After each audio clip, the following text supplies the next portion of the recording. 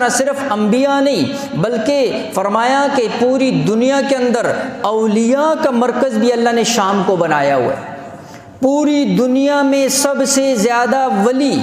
اگر کسی ایک وقت میں کسی جگہ پر ہوتے ہیں تو علماء نے لکھا کہ وہ بھی ملک شام کے اندر ہوتے ہیں۔ اولیاء کا مسکن بھی اللہ نے شام کو بنایا ہوا ہے، انبیاء کا مسکن بھی، علوم اور فنون کا جو ہے مرکز اس کو بھی جو ہے اللہ رب العزت نے، اور ایسے ایسے علوم اور فنون والے وہاں پر آئے، امام نووی جیسے جنہوں نے صحیح مسلم کی شرح لکھی، علامہ ابن حجر عسقلانی رحمہ اللہ جیسے جنہوں نے صحیح بخاری کی جو ہے شرح لکھی، ابن تیمیہ جیسے، ابن القیم جیسے، اتنی بڑی بڑی شخصیات، یہ ساری بھی جو ہے شام کے ساتھ تعلق رکھنے والی۔ اللہ نے علوم اور فنون کا مرکز بھی شام کو بنایا۔ اللہ رب العزت نے انبیاء کے علم کو جو ہے وہاں پر محفوظ کیا۔ تو میں نے آپ کے سامنے عرض کیا کہ اللہ رب العزت نے فضیلت اتنی، اور ایک جگہ نہیں، اللہ نے قرآن کے اندر بھی کئی جگہ اس کو ذکر کیا۔ جب حکم دیا حضرت ابراہیم کو حضرت لوط کے ساتھ ہجرت کرنے کا، اس کے بعد اس کے لیے جب ہجرت کا ذکر آتا ہے قرآن میں، وَنَجَّيْنَاهُ وَلُوطًا إِلَى الْأَرْضِ الَّتِي بَارَكْنَا فِيهَا لِلْعَالَمِينَ، یہاں بھی اللہ نے ذکر کیا، ہم نے ایسی زمین کی طرف ان کو لے کر گئے ہیں جس میں اللہ رب العزت نے برکت رکھ دی ہے۔ حضرت موسیٰ علیہ السلام نے اپنی قوم کو کہا اس بستی کے اندر داخل ہو جاؤ، اور اس بستی کے متعلق بھی جب قرآن میں وہ ذکر آتا ہے، یا قوم ادخلوا الارض المقدسۃ التي كتب اللہ لکم، فرمایا اس مقدس سرزمین کی طرف داخل ہو جاؤ۔ حضرت موسیٰ علیہ السلام شام کے لیے مقدس کا لفظ استعمال کر رہے، اور یہ قرآن کے اندر اللہ نے اس کو ذکر کیا۔ تو میں نے آپ کے سامنے عرض کیا، اللہ رب العزت نے واقعہ اسراء معراج جب ذکر کیا، بارکنا حولہ، وہاں پر بھی اللہ نے ذکر کیا، میں نے اس زمین کے ارد گرد کے اندر برکات کو رکھ دیا ہے، برکات کی سرزمین ہے۔ اور ایک حدیث کے اندر آتا ہے، اللہ کے نبی علیہ الصلوۃ والسلام نے فرمایا، صفوۃ اللہ من ارضہ الشام وفیہ صفوتہ من خلقہ وعبادہ وليدخلن الجنۃ من امتی ثلۃ لا حساب علیہم ولا عذاب۔ فرمایا اللہ کے پسندیدہ لوگ جو ہے اللہ پاک نے شام کے اندر جمع کی،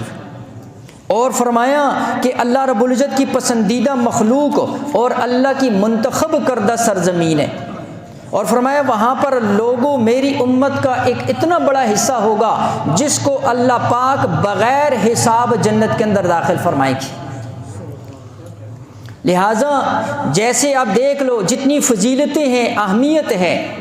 اسی سرزمین کو کیسا جو ہے پرفتن بنایا ہوا ہے۔ یہ ہم اور آپ غافل ہو جاتے ہیں، یہ ہماری اور آپ کی نظروں سے یہ چیزیں اوجھل ہوتی ہیں، ہم اپنی تاریخ سے واقف نہیں ہیں، ہم خود قرآن و سنت سے واقف نہیں ہیں، لیکن اہل باطل اس سے خوب واقف ہیں۔ ان کو پتہ ہے کہ مسلمانوں کا محور اور مرکز کون سی جگہ بنے گی، کہاں پر ایمان اکٹھا ہوگا، کہاں پر اہل ایمان اکٹھے ہوں گے، کہاں سے جو ہے نا جن کفار کا زوال شروع ہوگا، اس لیے وہ اسی جگہ کو جو ہے فتنوں کا گڑھ بنا دیتی، ان کی نظر اسی کے اوپر ہوتی ہے۔ جیسے عام ایک جملہ کہا جاتا ہے کہ چور ڈاکو کسی عام جگہ کو نہیں توڑتا ہے، کسی عام گھر میں ڈاکہ نہیں ڈالتا ہے، وہ پہلے دیکھتا ہے کہ کس جگہ کے جو ہے اس کو وہاں سے جو ہے اچھی آمدن حاصل ہو سکے، اس جگہ کے اوپر وہ ڈاکہ ڈالتا ہے۔ لہٰذا یہ جو کفار کی ساری اہل باطل کی نظریں، اور کتنے لاکھوں مسلمانوں کو وہاں شہید کیا جا چکا ہے، کروڑوں مسلمان وہاں بے گھر ہو چکے ہیں، اور ان کو جو ہے فتنوں کا اور مسلمانوں کی جو ہے ایک طرح کا قبرستان بنا دیا گیا ہے۔ یہ حضور علیہ الصلوۃ والسلام کی احادیث جو ہیں، حضور علیہ الصلوۃ والسلام کے فضائل، یہ وہ سارے ان چیزوں کو سمجھتے ہیں، وہ ان چیزوں کا علم رکھتے ہیں۔ لہٰذا میں نے عرض کیا کہ پھر بھی جتنا چاہے ظلم کر، لیکن حضور صلی اللہ علیہ وآلہ وسلم کے ارشادات، زمین اور آسمان اپنی جگہ سے ہل سکتے ہیں، میرے نبی کا فرمان کبھی جھوٹا نہیں ہو سکتا۔ صحیح بخاری اور مسلم کی حدیث کے اندر حضور نے فرمایا، لا تقوم الساعہ حتی تقاتل الیہود، اس وقت تک اللہ پاک قیامت کو قائم نہیں کرے گا جب تک اللہ سارے یہودیوں کا صفحہ ہستی سے دنیا سے مٹا نہ دے۔ صحیح بخاری اور مسلم کی روایت کے اندر حضور نے فرمایا۔ اس لیے علماء نے لکھا پوری دنیا کا یہود اپنی مقتل گاہ اسرائیل کے اندر جمع ہو رہے ہیں، یہ ان کی مقتل گاہ ہے، یہ حضور نے پہلے فرما دیا۔ آپ کے سامنے ابھی میں حدیث لے کر آتا، لہٰذا میں عرض کر رہا ہوں کہ اللہ رب العزت نے جو ہے کیسی فضیلتیں عطا فرمائیں۔ اور اسی طرح ابو داؤد شریف کی روایت کے اندر حضور نے فرمایا ان فسطاط المسلمین یوم الملحمہ بالغطوہ الی جانب مدینۃ یقال لها دمشق من خیر مدائن الشام۔ فرمایا جب دجال سے جنگ ہوگی مسلمانوں کا جماؤ وہ غوطہ مقام کے اندر ہوگا، اور فرمایا یہ شہر کی ایک جانب ہے جس کو دمشق کہتے ہیں، دمشق کے ایک جگہ غوطہ، حضور نے اس کا ذکر جو ہے اس ابو داؤد شریف کی روایت کے اندر کیا۔ فرمایا یہ جو دمشق ہے حضور فرماتے ہیں من خیر مدائن الشام، یہ شام کے بہترین شہروں میں سے ایک شہر ہے۔ یہ حضور علیہ السلام پیشن گوئی پہلے سے فرما رہے ہیں۔ اور اسی طرح سیدنا سلمہ ابن نفیل کندی رضی اللہ تعالیٰ عنہ سے روایت ہے، فرماتے ہیں کہ رسول اللہ صلی اللہ علیہ وسلم کے پاس ہم بیٹھے ہوئے تھے تو ایک شخص نے آ کر حضور سے فرمایا، عرض کیا اے اللہ کے رسول، لوگوں نے گھوڑوں کو حقیر سمجھ لیا اور ہتھیاروں کو جو ہے نا جی رکھ دیا، اور کہہ رہے ہیں کہ اب جہاد ختم ہو گیا، اور کہہ رہے ہیں کہ جنگ ختم ہو چکی ہے۔ تو حضور صلی اللہ علیہ وآلہ وسلم اس شخص کی طرف متوجہ ہوئے اور حضور نے فرمایا جھوٹ بول رہے ہیں یہ لوگ، اور حضور نے فرمایا جنگ تو اب شروع ہوئی ہے، اور فرمایا میری امت میں ایک جماعت ہمیشہ حق پر لڑتی رہے گی،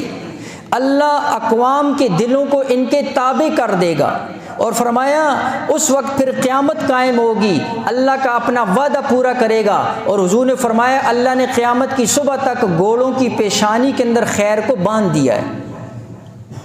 اور پھر حضور علیہ الصلوۃ والسلام نے فرمایا کہ میری طرف یہ وحی کی گئی ہے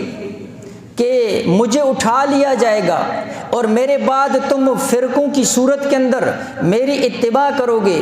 پھر ایک دوسرے کی جو ہے گردنیں مارو گے۔ اور فرمایا یہ سنن نسائی کی روایت عرض کر رہا ہوں، فرمایا ان حالات کے اندر اہل ایمان کا گھر ملک شام ہوگا، فرمایا ان حالات کے اندر اہل ایمان کا جو گھر ہوگا وہ ملک شام ہوگا۔ تو میں نے عرض کیا ابتدا یہاں سے ہے، انتہا وہاں پر ہو رہی، اور یہ وہ پیشن گوئیاں ہیں جو حضور علیہ الصلوۃ والسلام جو ہے فرما چکے ہیں۔ اور اسی طرح ایک روایت کے اندر صحیح مسلم کی روایت کے اندر حضرت جابر ابن عبداللہ رضی اللہ تعالیٰ عنہ راوی ہیں، فرمایا حضرت عیسیٰ علیہ الصلوۃ والسلام کا نزول وہ بھی ملک شام کے اندر ہوگا، اور فرمایا کہ وہاں پر حضرت امام مہدی عصر کی نماز کا وقت حضرت عیسیٰ علیہ السلام کا نزول، یہ میں اس حدیث کو مختصر کر رہا ہوں، لمبی حدیث، اور ایک دوسری لمبی حدیث کے اندر بھی اسی طرح فرمایا حضرت عیسیٰ علیہ الصلوۃ والسلام 2 زرد کپڑوں میں ملبوس فرشتوں کے کندھوں پر ہاتھ رکھ کر جو ہے جو نزول فرمائیں گے سفید مینار کے اوپر، اور جب اپنی سر مبارک کو نیچے کریں گے تو پانی ٹپک رہا ہوگا، جب سر مبارک کو اوپر کریں گے تو وہ پانی کی وہ جو قطرے ہوں گے فرمایا چاندی کی شکل کی طرح چمکتے ہوئے ہوں گے۔ اور عیسیٰ علیہ الصلوۃ والسلام جب ان کی سانس کی جو وہ باپ ہوگی، سانس لیتے ہوئے جو باپ ہوگی، فرمایا وہ باپ جس کافر تک پہنچے گی، اور اس باپ کی جو پہنچنے کی رفتار ہوگی وہ تا حد نگاہ ہوگی جہاں تک بندے کی نظر جا سکتی ہے، اتنی ایریے اتنی جگہ تک، فرمایا جو بھی کافر ہوگا اس باپ سے ہی اللہ پاک اس کو ہلاک کر دے۔ اور اس کے بعد فرمایا کہ اسی طرح میں آپ کے سامنے عرض دجال، صحیح مسلم کی جو روایت کے اندر آتا ہے، دجال کا خاتمے کے لیے جگہ بھی اللہ پاک نے وہ بھی ملک شام کے اندر رکھی،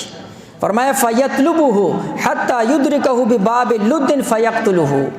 کہ حضرت عیسیٰ علیہ الصلوۃ والسلام دجال کی تلاش میں نکلیں گے اور مقام لد، باب لد کے پاس اس کو جو ہے پکڑ کر پھر وہاں پر اس کو قتل کریں گے۔ یہاں پر یعنی دجال کا قتل وہ بھی جو ہے اللہ پاک یہاں پر شام کے اندر، یاجوج ماجوج کی قتل گاہ وہ بھی شام کے اندر، اور حدیث کے اندر آتا ہے اللہ پاک حشر نشر کا جو میدان قائم کریں گے وہ بھی ملک شام کے اندر۔ ابتدا یہاں سے ہو رہی ہے، انتہا وہاں پر ہو رہی ہے، اس لیے حضور نے فرمایا وہاں پر اہل ایمان اکٹھے ہوں گے، ایمان والے اکٹھے ہوں گے، اور اللہ پاک جو ہے وہاں سے امام مہدی کا جو ظہور، پھر وہاں سے وہ لشکر کی تشکیل، لمبی حدیثیں ہیں میں اس طرف نہیں جانا چاہتا۔ میں صرف اتنا عرض کرنا چاہ رہا ہوں کہ دیکھو اللہ رب العزت نے جو ہے ایک وقت تک جو ہے وہ کافروں کو ڈیل دی ہوئی ہے، لیکن جب اللہ رب العزت کی پکڑ آئے گی اور پھر جو ہے اللہ جل شانہ ان ظالموں کی جو ہے ان کی رسی کو کھینچے گا تو پھر اللہ پاک ان کو عبرت کا نشان بنائے گا۔ لہٰذا ان حالات کے اندر جب ایسے حالات ہوں، کئی صحابہ کئی روایات کے اندر آتے ہیں، میں نے بات تو مختصر کی ہے، حضور علیہ الصلوۃ والسلام نے فتنوں کا ذکر کیا، تو پھر جب کسی نے کہا ایسے دور میں کیا کیا جائے تو پھر حضور علیہ الصلوۃ والسلام نے فرمایا، جب شام کا تذکرہ چل رہا تھا تو حضور علیہ الصلوۃ والسلام نے فرمایا چونکہ اہل ایمان کا مرکز وہ ہوگا، اس لیے علماء نے لکھا اکثر جتنا اہل ایمان کا اکثر حصہ ہے یہ قرب قیامت اللہ پاک ان سب کو ملک شام کے اندر جمع کر دے گا۔ لہٰذا یہ کوئی حالات اور یہ چیزیں کوئی عام اعتبار سے نہیں ہوتی ہیں، ان حالات کے اندر اللہ کی طرف متوجہ ہوا جائے، ان حالات کی طرف اللہ سے یہ پناہ مانگی جائے کہ اللہ پاک ہمیں کسی فتنے کے اندر گرفتار نہ کر دے، اللہ پاک ہمیں کسی ایسے لشکر کے اندر جو لشکر جو ہے دجال یا دجال کے طرفدار اور دجالیوں کا لشکر، کسی ایسے لشکر کے اندر اللہ پاک ہمیں شامل نہ فرما دے۔ اللہ پاک سے ایسے فتنوں کے اندر اللہ کی پناہ جو ہے، صبح شام کی جو ہے دعاؤں کا اہتمام، اور اللہ پاک سے جو ہے صحیح راستے اور ہدایت اور خاتمہ علی الایمان، اس کی جو ہے نا جی دعاؤں کا اہتمام ہونا چاہیے۔ اس لیے دنیاوی صرف معاملات نہیں ہیں کہ بس صبح شام جو ہے اپنے کام کے لیے نکلا اور پھر واپس آیا اور اس کے بعد جو ہے ان چیزوں کو ہلکا سمجھا، ایسا نہیں ہے۔ یہ حضور علیہ الصلوۃ والسلام کی پیشن گوئیاں پوری ہو رہی ہیں اور اس بارے میں فکر مند ہونا چاہیے، اور صبح شام اللہ جل شانہ سے جو ہے وہ آل حق کے ساتھ، آل ایمان کے ساتھ اور حق کے گروہ کے ساتھ جو ہے وہ رہنے کی اور انہی کے راستے پر چلنے کی اللہ پاک سے دعائیں کرنی چاہیے۔ اللہ جل شانہ سمجھ کر عمل کی توفیق عطا فرمائے۔ وآخر دعوانا الحمدللہ۔